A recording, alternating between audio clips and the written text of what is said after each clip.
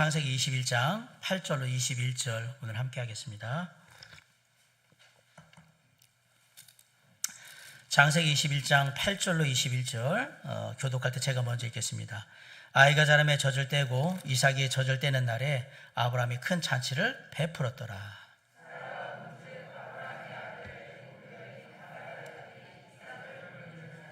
그가 아브라함에게 이르되 이 여종과 그 아들을 내쫓으라. 이 종의 아들은 내 아들 이삭과 함께 기업을 얻지 못하리라 하므로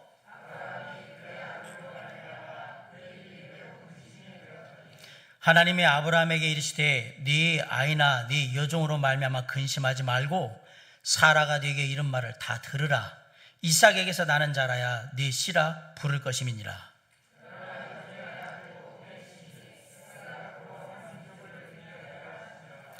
아브라함이 아침에 일찍 일어나 떡과 물 한 가죽 부대를 가져다가 하갈의 어깨에 메워주고 그 아이를 데리고 가게 하니 하갈이 나가서 브엘세바 광야에서 방황하더니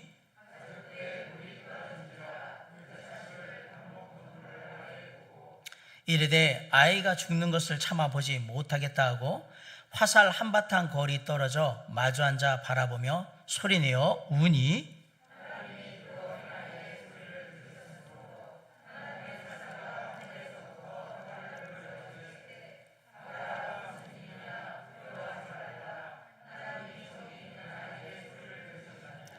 일어나 아이를 일으켜 네 손으로 붙들라. 그가 큰 민족을 이루게 하리라 하시니라.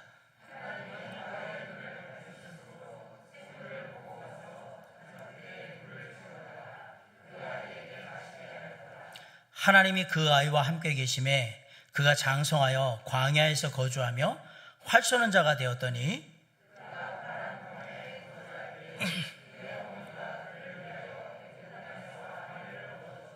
아멘. 사랑과 은혜가 풍성하신 아버지 하나님 감사합니다. 귀하신 은혜 가운데 이 시간 함께 하나님의 말씀을 살펴보고자 합니다. 성령 하나님께서 함께 하셔서 정말 말씀을 듣는 그 심령 가운데 귀한 준비가 이루어지게 하셔서 하나님의 말씀에 전해질 때에 그 말씀의 교훈과 은혜를 오로지 정말 주님 안에서 다 누릴 수 있도록 축복해 주시옵시고 전하는 저에게도 동일한 성령으로 임하여 주셔서 말씀의 귀한 교훈과 도전을 온전히 전할 수 있도록 역사해 주시옵소서. 우리 모두가 이 시간 주님께 모든 것 맡깁니다. 홀로 영광 받으시고 축원하시기를 간절히 바라오며 예수 그리스도 이름으로 감사하며 기도했사옵나이다. 아멘. 앉아주시기 바랍니다.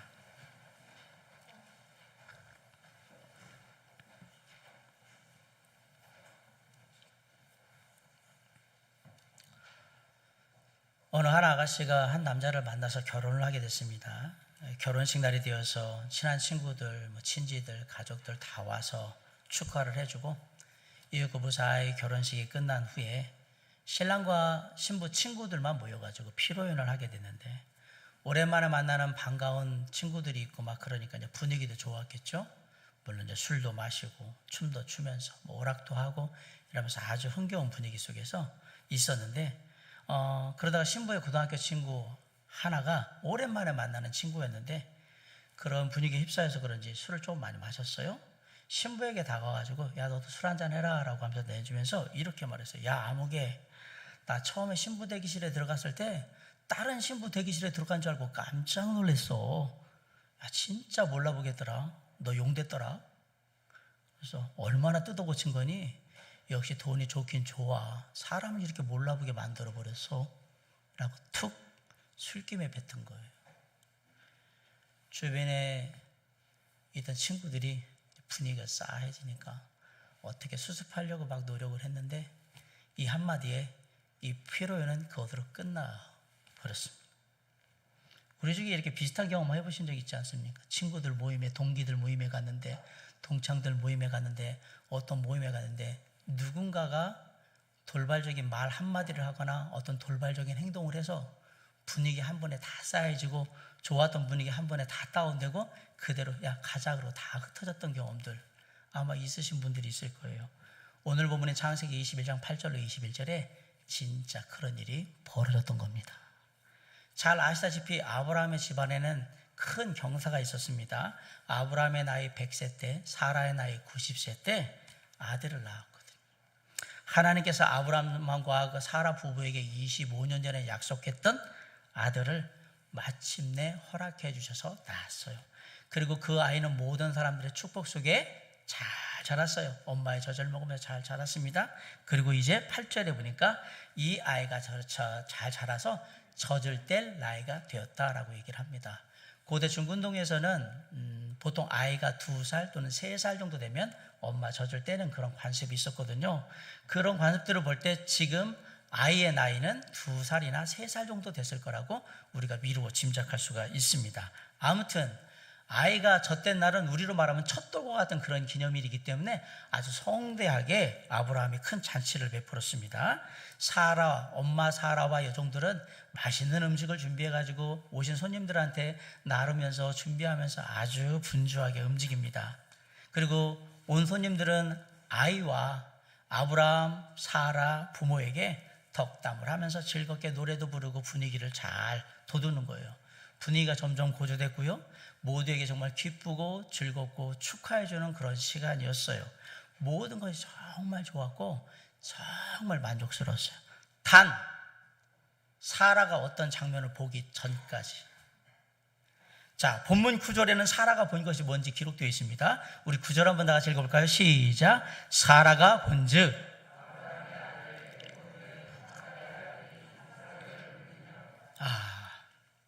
사라가 뭘 봤느냐? 이스마엘이 자기 아들 이삭을 놀리는 장면을 목격하게 됩니다. 여기서 놀리다라는 말은 원래 조롱하다 또는 희롱하다 그런 의미입니다. 그냥 놀리는 게 아니라 우리가 잘 알죠. 조롱이나 희롱은 아주 모욕감을 줄 수 있는 심한 장난을 칠 때 쓰는 말이거든요. 그렇게 하고 있는 거예요. 눈에 넣어도 아프지 않을 자식, 목숨과도 맞바꿀 만큼 귀한 자식, 90세의 기적처럼 낳은 자식 이삭, 아들 이삭을 이스마엘이 지금 가지고 희롱하고 있었던 거예요.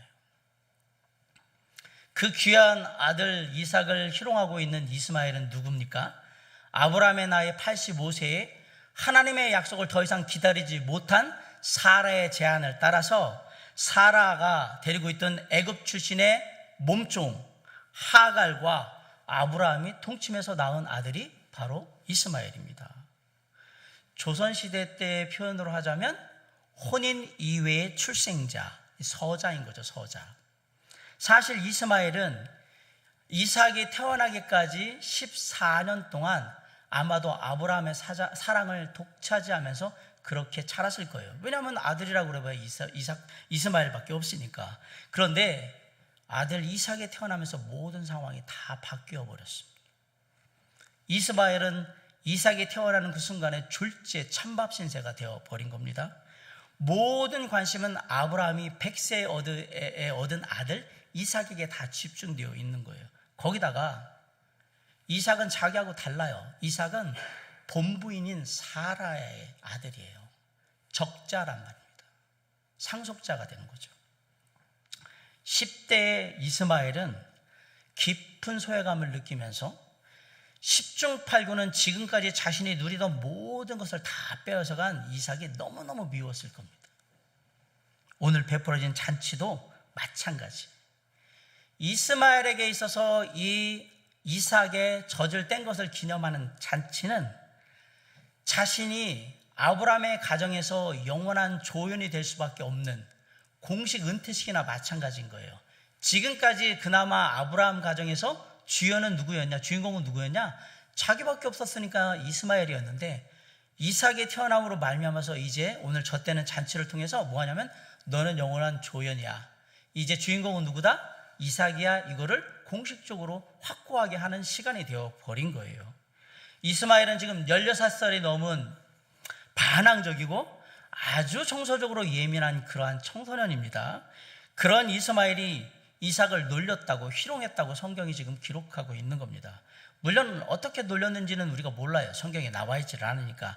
참고로 갈라디아서 4장 29절에서 사도 바울이 이 사건을 인용하면서 이스마엘이 이삭을 박해했다라고 표현을 하고 있으니까 정도가 아주 심했다라는 것을, 희롱 정도가 정말 심했구나라는 것을 우리가 미루어 짐작할 수가 있는 거예요.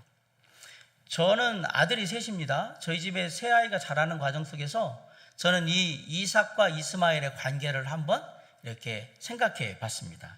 우리 큰아들 종혁이가 지금 군대 가 있지만 중3 고1 됐을 때 저는 둘째 종원이한테 얼마나 짜증을 내면서 화를 내고 귀찮아했는지 잘 알고 있습니다. 왜 그랬는지 모르겠어요. 별것도 아닌 것 같고 막 짜증내고 화내고 맨날 뭐라고 소리 지르고 막 그러더라고요.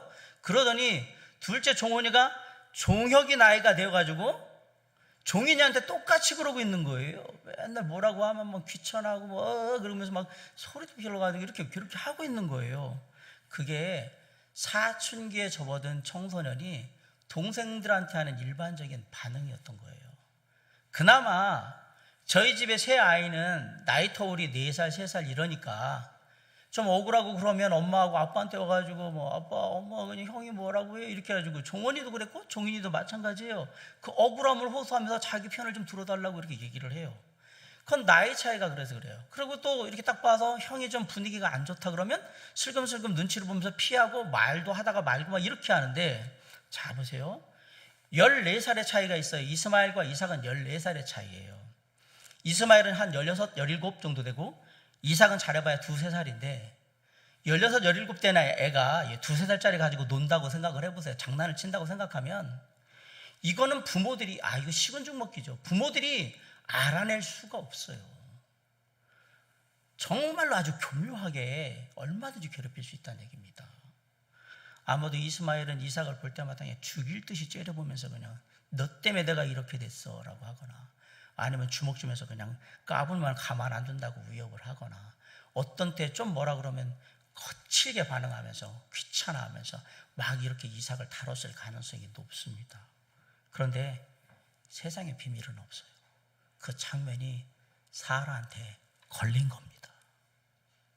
그 광경을 보고 화가 난 사라가 아주 단호하게 대응을 합니다. 사라는 이스마엘과 그 어미 하갈을 내어 쫓으라고 아브라함에게 요구하고 있는 거예요.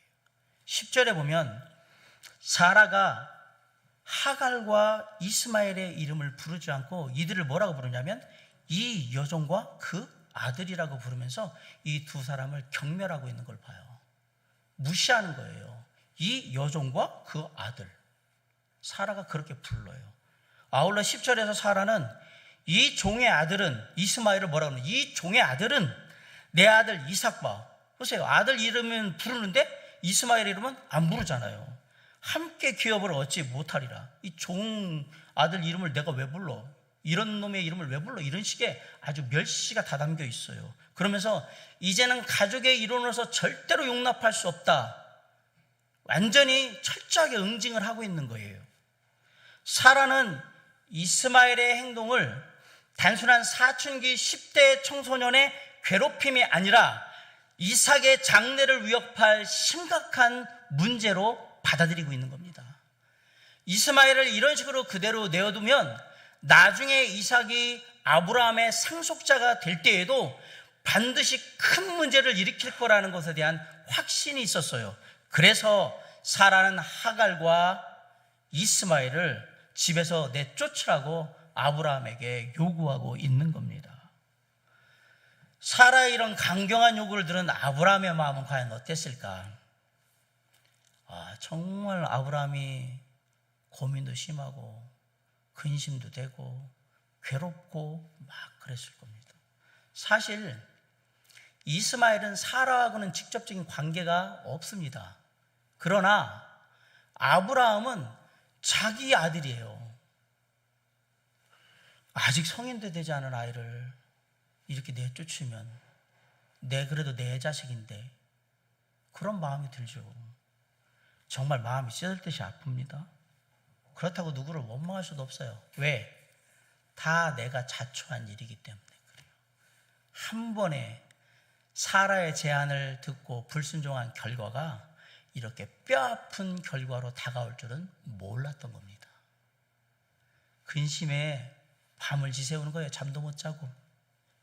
밥맛도 없어요. 식욕이 다 떨어졌어요. 이거 어떡하나. 내쫓으라는데 어떡하나. 그때 하나님이 나타나셨어요. 그리고 이렇게 말씀하셨습니다. 우리 12절을 다 같이 한번 읽어볼까요? 시작.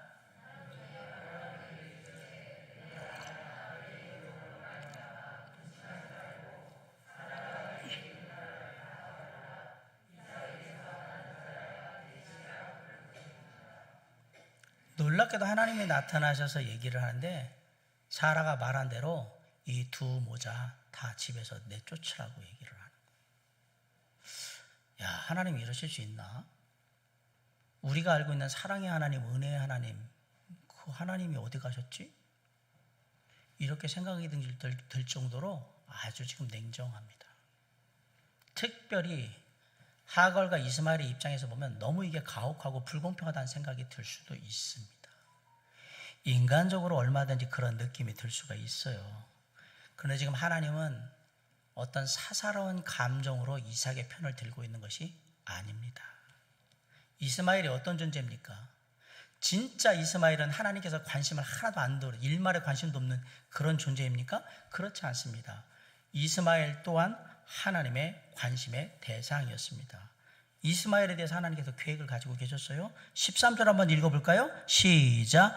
그러나 여종의 아들도 넷이니. 정확하게 하나님께서는 내가 이스마엘로 한 민족을 이루도록 할 것이다 라고 하나님의 계획이 있었어요. 하나님의 마음은 모든 사람을 구원하리라는 큰 계획 속에 이루어지고 있습니다. 이삭도 이스마엘도 다 모든 사람의 구원이라는 하나님의 큰 계획 안에 포함되어 있는 존재들입니다. 다만 하나님께서는 이렇게 얘기하시는 거예요. 내가 약속한 자녀는 이삭이고 나는 약속의 자녀 이삭을 통해서 나의 놀라운 구원의 계획을 이 땅에서 이루어 가기를 원한다라고 지금 분명히 말씀하신 거예요. 이삭에게 질투를 느끼고 이삭을 해코지 하려는 이스마엘은 아브라함의 씨에게 복을 주시고 아브라함의 씨를 통해서 축복의 역사를 이루기 원하시는 하나님의 계획에 대한 잠재적인 위협 요인이었기 때문에 하나님께서는 제거하라고 말씀하시는 거예요. 제 아내도 수술을 받았었는데 시술? 40, 50대 중년의 여자분들한테 자궁에 물혹이 많이 생긴다고 해요. 근데 물혹이라는 건 되게 자궁이나 난소 같은 여성의 생식기에 그 암세포가 아닌 양성에 종양이 생기는데 그냥 이게 크고 작은 덩어리가 생기는 거예요. 간혹에 암세포가 이런 물혹 비슷한 모습으로 생길 수가 있어요. 그러면 이런 악성 종양이 의심될 경우에는 그냥 영상 초음파나 이런 것만 봐가지고는 안 돼요. 뭘 해야 되냐면 반드시 조직 검사를 하셔야 합니다. 조직 검사를 했는데 이 종양이 악성 암세포는 아니지만 앞으로 악성으로 진행될 가능성이 되게 높은 대신에 지금은 아주 초기고 아주 크기가 작다라고 의사 선생님이 얘기하면 그럼 여러분 어떻게 얘기하실 거예요? 뭐 걱정은 되지만 아주 작고 아주 초기니까 뭐 그냥 두시죠 이렇게 얘기할까요? 그렇게 얘기할 자매님들은 한 분도 없을 것 같은데 100이면 100 다 선생님 수술할 수 있으면 수술해서 완전히 제거해 주세요라고 할 거예요. 왜? 지금 비록 초기지만 지금 손을 대지 않으면 그렇게 위험한 악성으로 갈 가능성이 높은 상황이라면 지금 손을 대지 않으면 나중에는 손도 못 댈 만큼 위험한 상황이 되고 결국 그것은 나를 죽음으로 내몰 수 있기 때문에 그렇습니다. 우리의 영적인 삶도 마찬가지입니다. 하나님께서는 우리를 축복하시려는 놀라운 계획을 가지고 계신데 그 계획에 위협이 되는 요인은 아무리 사소한 것 작은 것이라도 반드시 제거하기를 원하시는 겁니다. 사도 바울은 오늘 이 본문의 사건을 갈라디아서 4장 28절로 5장 1절에서 이렇게 말합니다. 형제들아 너희는 이삭과 같이 약속의 자녀라. 그러나 그때에 육체를 따르는 자가 성령을 따르는 자를 박해한 것 같이 이제도 그러하도다. 그러나 성경이 무엇을 말하느냐? 여종과 그 아들을 내쫓으라. 여종의 아들이 자유 있는 여자의 아들과 더불어 유업을 얻지 못하리라 하였느니라. 그런즉 형제들아, 우리는 여종의 자녀가 아니요 자유 있는 여자의 자녀니라. 그리스도께서 우리를 자유롭게 하려고 자유를 주셨으니 그러므로 굳건하게 서서 다시는 종의 멍에를 매지 말라. 사도 바울이 무슨 얘기를 하냐면, 우리 그리스도인의 삶 가운데는 늘 하나님의 것과 하나님의 것이 아닌 것에 갈등이 존재한다. 그럴 때는 그 갈등을 일으키는 요인을 반드시 제거해야 한다라고 얘기를 하는 거예요. 그러면서 갈라디아서 5장 17절에서 이렇게 권면합니다. 육체의 소욕은 성령을 거스리고 성령은 육체를 거스르나니 이 둘이 서로 대적함으로 너희가 원하는 것을 하지 못하게 하려 함이니라. 우리의 삶에는 언제나 육체의 소욕과 성령의 것이 충돌하고 있는 거예요. 때때로 육체의 소욕은 우리를 조롱하거나 비웃게 될 겁니다. 어떤 때 우리가 먹고 사는 문제에 급급하여서 신앙을 뒤로 할 때나, 우리 주변의 상황이 급박하게 변해가지고 우리가 하나님을 바라보지 못하고 주변에 일어나는 상황을 바라볼 때나, 그리고 내가 생각했던 대로 세상의 것들이 돌아가지 않을 때, 그때 육체의 소욕은 조용히 우리한테 와서 이렇게 얘기하는 거예요. 하나님 믿는다고 해봐야 바뀐 거 하나도 없잖아. 또 말씀대로 산다고 해봐야 지금 뭐가 바뀌었는데, 믿음으로 버텨봐야 얼마 못 가. 소용없어. 라고 우리를 비우고 조롱할 겁니다. 그렇게 우리는 늘 불신앙의 공격을 받게 되어 있습니다. 그래서 사도 바울이 충고한 것처럼 그리스도 안에서 우리가 진정한 신앙의 자유를 누리려면 우리의 자유를 훼손하고 하나님의 계획을 위협하는 그 어떤 육체적인 요소도 반드시 제거되어야 한다는 사실입니다. 그렇지 않으면 머지않아 그것이 나의 영적인 삶을 크게 위협하는 요인이 될 거라는 사실이에요. 아브라함은 하나님의 말씀을 듣고 아침 일찍 음식과 물 한 가죽 부대를 하갈에게 주어서 이스마엘과 함께 집을 떠나게 합니다. 아브라함이 아침 일찍이 일어나서 두 모자를 내보낸 것은 이 두 모자를 아무도 먹지 못하는 이른 새벽에 내보내면서 사적으로 이별을 하려고 했는지도 모르겠고, 아니면 조금 있으면 태양이 떠서 햇빛이 너무 강하면 돌아다니기 힘드니까 조금이라도 시원할 때 빨리 움직이라고 배려해 준 것으로 보여요. 그렇게 보면 너무 아브라함을 좀 비난하지 마세요. 나름대로 최선을 다하고 있는 거니까. 어쨌든 자기 첩과 아들을 내보낼 때 아브라함의 마음이 어땠을까요? 가슴이 찢어지는 그런 아픔과 고통이 있는 겁니다. 아마도 아들 이스마엘을 붙들고 얘기했을 거예요. 아들아, 이 못난 애비를 용서하거라. 이렇게 얘기했을지도 몰라요. 그리고 아마 사람들이 보지 못하는 이게 한 구석에 가가지고 셋이서 부둥켜 안고 엉엉 울었을지도 몰라요. 이제 보내야 되는 거거든요. 아브라함은 결국 오래전에 자신이 심은 불신앙의 결과를 지금 거두고 있는 겁니다. 갈라디아서 6장 7절로 8절은 이렇게 얘기합니다. 스스로 속이지 말라. 하나님은 업신여김을 받지 아니하시나니 사람이 무엇으로 심든지 그대로 거두리라. 자기의 육체를 위하여 심는 자는 육체로부터 썩어질 것을 거두고 성령을 위하여 심는 자는 성령으로부터 영생을 거두리로다. 아브라함은 육체를 위해서 심었고요, 그 결과를 지금 거두고 있는 거예요. 물론 우리 하나님은 우리의 모든 죄를 용서하시는 용서의 하나님이 분명히 맞습니다. 그렇다고 우리가 심었던 죄의 결과까지 다 없어지는 것은 아닙니다. 때때로 우리의 죄는 깨끗하게 용서받지만 그 죄가 이뤘던 죄의 결과의 흔적들을 우리가 평생의 삶 가운데 가지고 가야 되는 상황도 있다라는 사실이에요. 아브라함의 집에서 쫓겨난 하갈과 이스마엘은 브엘세바 광야를 방황합니다. 사실 이 두 모자는 갈 곳이 없습니다. 아브라함이 마련해준 음식과 가죽 부대의 물이 다 떨어졌어요.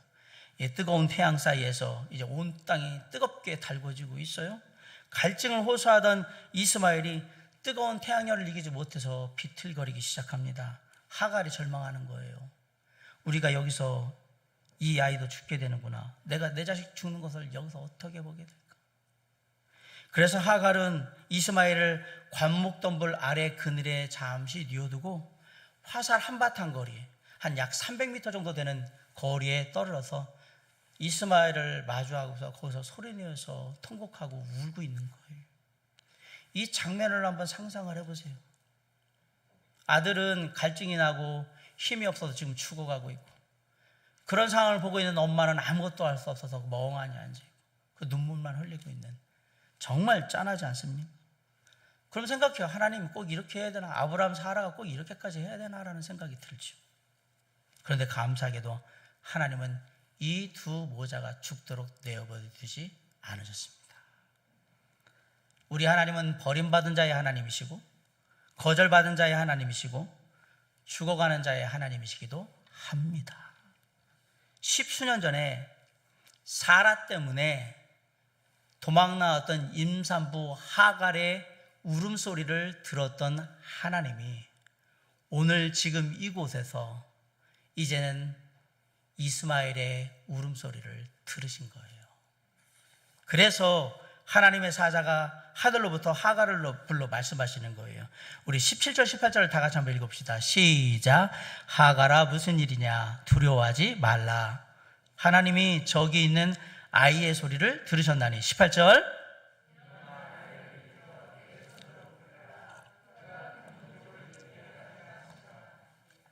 자, 이미 아브라함에게 말씀하셨던 것처럼 하나님께서는 하갈에게 이스마엘의 장래에 대한 계획을 알려주셨어요. 그것만이 아니라 하나님께서는 이 두 모자가 당면하고 있는 육신적인 필요까지도 채워주셨어요. 마실 물이 없어서 고통스러워하는 이들의 필요를 아시고 하나님께서 하갈의 눈을 밝게 하셔서 샘물로 인도하셔서 이 모든 것들을 죽일 수 있도록 합니다. 그리고 성경은 뭐라고 얘기냐? 20절 21절 보면 하나님께서 그 아이와 함께 계셔서 아이가 장성하여서 광야에 거주하게 됐고 활 쏘는 자가 되었고 어미의 중매로 애굽 출신 여인과 결혼까지 했다라고 말하고 있습니다. 아브라함이 하갈과 이스마엘을 집에서 내보내게 됐을 때 아브라함에게는 말할 수 없는 고통과 깊은 슬픔이 있었습니다. 그러나 하나님께서는 아브라함이 걱정했던 집을 나간 이후의 문제를 직접 역사하셔서 다 해결해 주셨습니다. 이게 바로 우리가 믿는 우리 하나님의 모습입니다. 우리는 생각합니다. 이거 이렇게 해서 내가 믿음으로 결단하면 그 다음은 어떻게 되지? 하나님은 다 해결해 주십니다. 하나님께서 우리를 축복하시는 계획을 방해하고 하나님의 축복의 사역을 위협하는 모든 것을 제거하기를 원하는 거예요. 그렇게 하는 과정에서 생각보다 큰 고통이 있을 수도 있고요. 예상한 것보다 더 큰 아픔이 있을 수도 있습니다. 그렇다고 해도 그 모든 것을 좋으신 하나님, 선하신 하나님, 은혜와 긍휼이 풍성하신 하나님을 믿고 맡기는 것이 우리 믿는 자의 당연히 해야 할 바인 것입니다. 고통이 있고 슬픔이 있더라도 하나님의 축복의 사역을 위협하는 그 어떤 요인도 제거해야 돼요.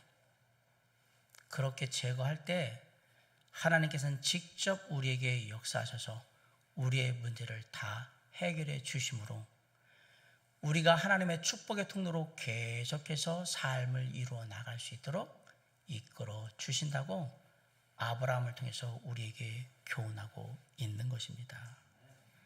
인간적인 생각으로, 육신적인 생각으로 나를 다스리게 되면 하나님은 우리를 축복하실 수가 없습니다. 우리의 삶에 불신앙이나 죄악으로 이끄는 요인들이 많이 있을 때 그것은 하나님의 축복의 통로로서의 삶을 살아가게 하는 우리에게 크나큰 위협 요인이 되기 때문에 그렇습니다. 내 안에 나를 하나님께로 인도하는 인도하심을 가로막는 그 어떤 좋지 않은 습관이 있다면 그 습관은 반드시 버려져야 합니다. 내 삶 가운데 하나님과 나와의 관계를 소홀하게 만들고 멀어지게 만드는 그런 인간관계가 있다면 반드시 정리하셔야 합니다. 내 삶 가운데 나를 죄악으로 이끄는 환경이 내 가까이 있다면 반드시 그곳에서 나오셔야 합니다.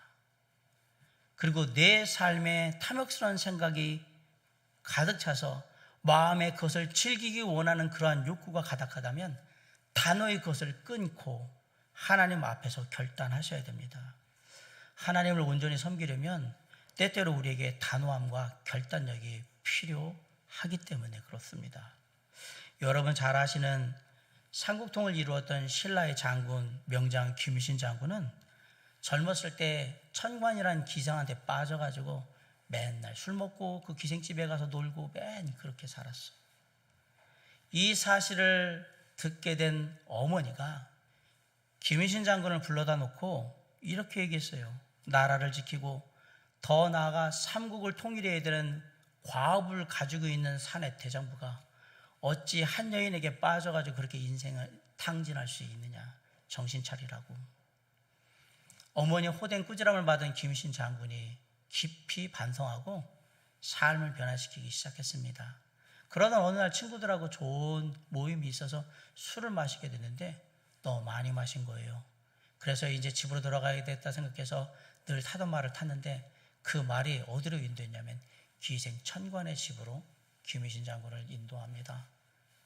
집에 와서 말이 안 가니까 집에 온 줄 알고 딱 깼는데 보니까 기생천관의 집 앞에 데려와 있는 거예요.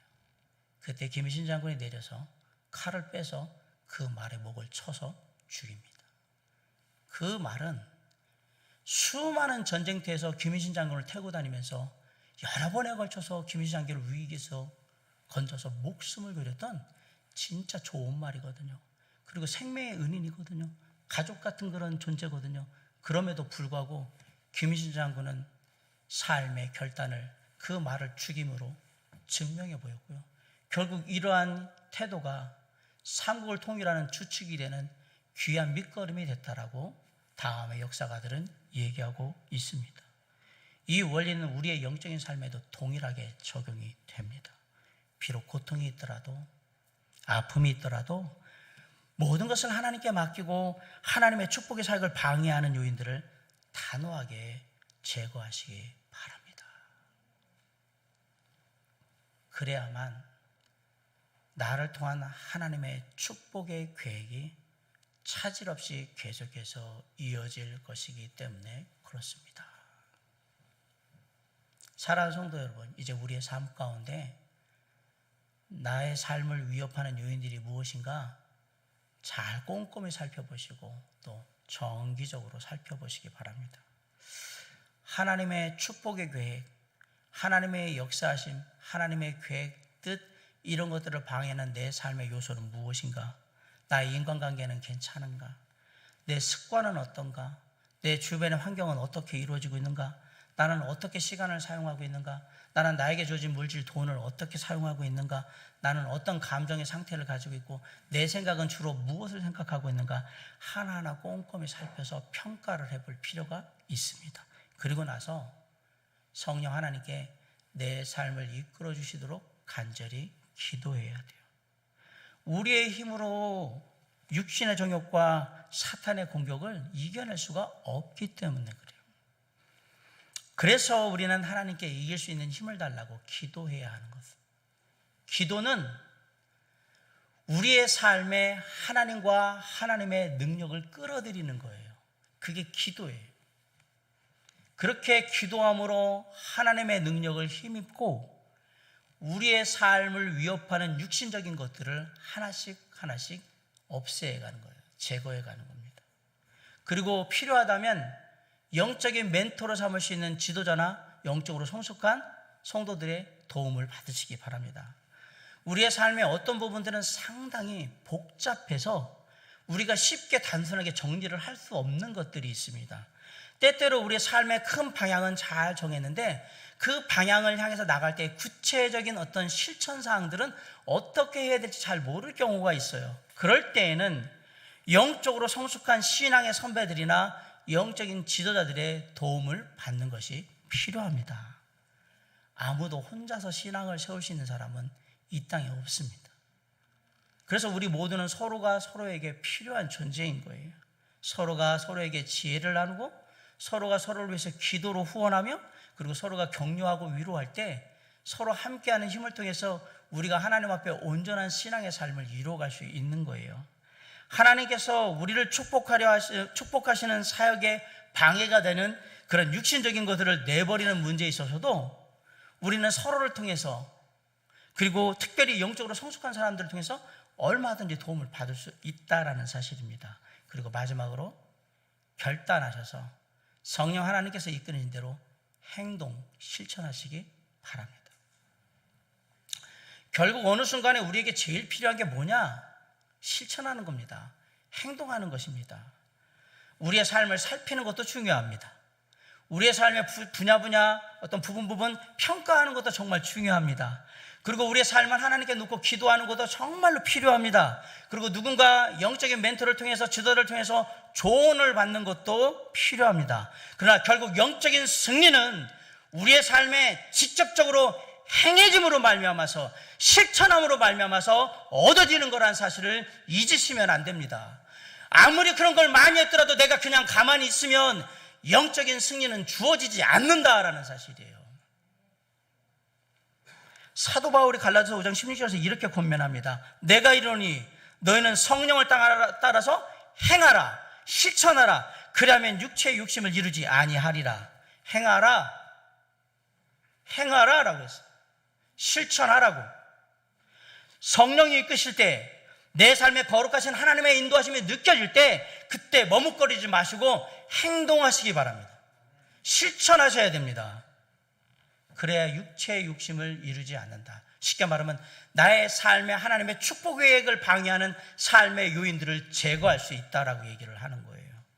예전에 어느 방송 광고 중에 나온 그 문구가 생각이 나요. Just do it 이렇게 나와 있었어요. 그 신발에. 그 무슨 뜻이냐? 그냥 하라 이런 뜻이에요. 그냥 하세요. 머뭇거리지 말고 주저하지 말고 그냥 하세요. 이렇게 얘기하는 거예요. 예, 맞아요. 하나님이 말씀하시면 그냥 하십시오. 그냥 하셔야 합니다.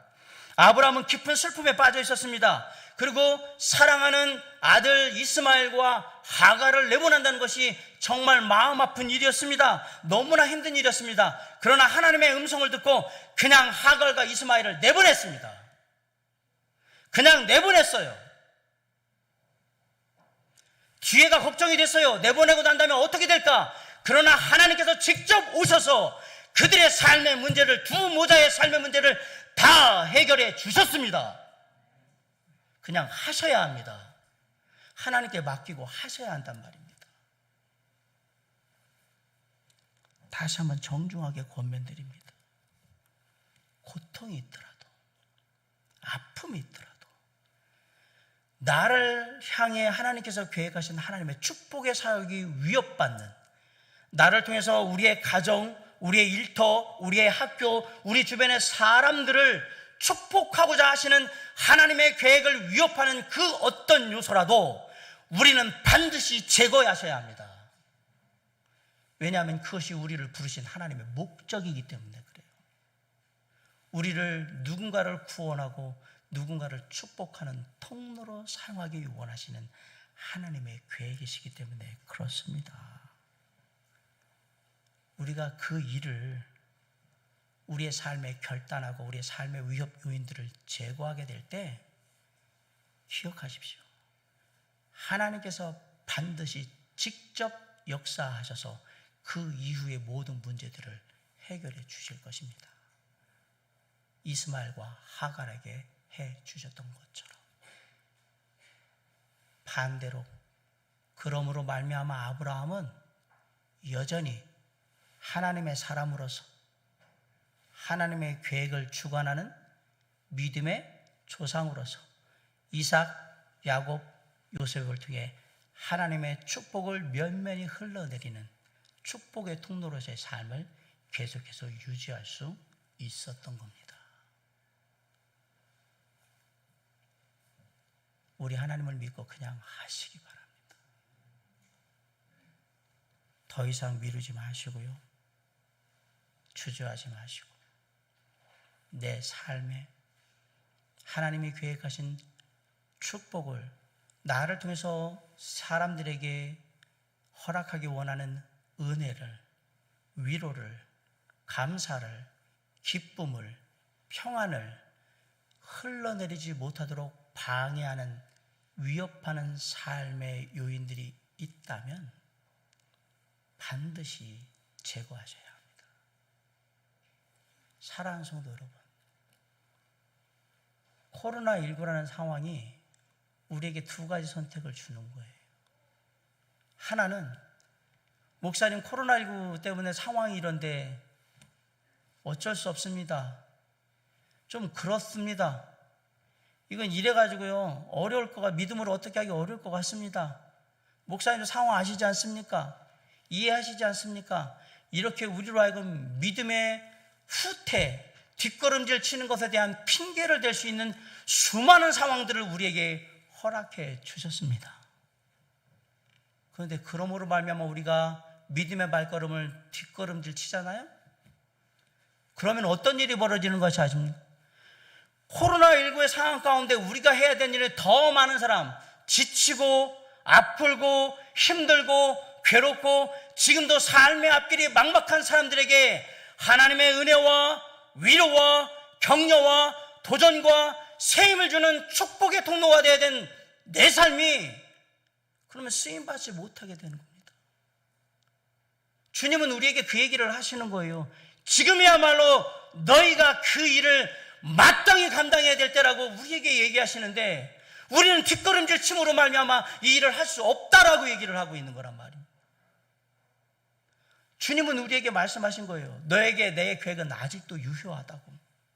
나는 너를 통해서 이 땅에 놀라운 변화를 이루기를 원하고 네 주변의 많은 사람들에게 나의 은혜와 축복이 무엇인지를 너를 통해서 흘려보내기를 원한다고 분명히 말씀하시는데 우리는 안 하고 있는 거란 말이에요. 왜? 상황이 상황이니만큼 우리가 할 수 있는 게 뭐가 있겠습니까? 이런 상황이 아시지 않습니까? 자꾸 뒤로 물러나고 있다는 사실이 아닙니다. 그냥 하십시오. 내가 믿음으로 선택을 하면 나중에 이런 문제가 생기지 않을까? 내가 하나님 말씀 들으면 이런 건 어려울 텐데 그 뒤에 문제는 하나님이 직접 해결해 주실 겁니다. 아브라함이 했던 것처럼 그것을 믿는 것이 우리의 마땅한 바다라는 사실이에요. 비록 수많은 여러 가지 상황들은 어렵지만 지금이야말로 제가 늘 얘기하듯이 하나님의 사람답게, 그리스도인답게, 하나님의 축복의 통로답게 이 땅에서 살아야 될 때인 겁니다. 그러면서 우리의 영적인 싸움 속에서 우리 주님과 함께 날마다 하나씩 이겨나가서 삶의 현장에 승리의 깃발을 하나씩 꽂으면서 나가야 하는 겁니다. 내가 승리하면 우리의 가정이, 우리의 일터가, 우리 주변의 많은 사람들이 나를 통해 놀라운 하나님의 위로와 은혜와 축복을 힘입게 된다는 사실을 잊지 마시고 그 하나님을 믿고 하나님의 역사를 생각하며 하나님과 함께 나아감으로 하루하루 어려운 상황 속에서도 믿음의 승리를 이루어 가시는 저와 여러분이 될 수 있기를 주님의 이름으로 간절히 축원합니다. 기도하시겠습니다.